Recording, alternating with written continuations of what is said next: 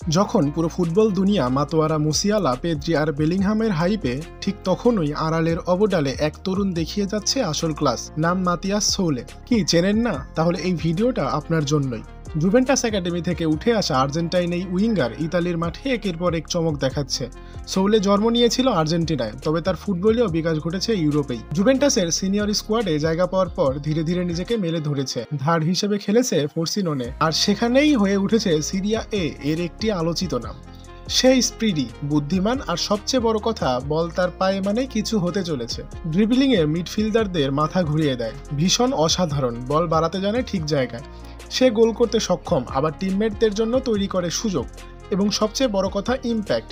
সে মাঠে নামলেই খেলার রং বদলে যেতে শুরু করে। এই ছেলে একটা ম্যাচ চেঞ্জার।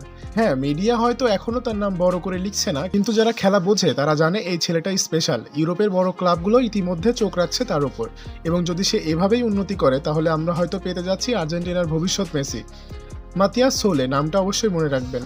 নিয়মিত ফুটবল সম্পর্কে আপডেট পেতে আমাদের চ্যানেলটিকে সাবস্ক্রাইব করে পাশে থাকা বেল বাটনটি বাজিয়ে দিবেন।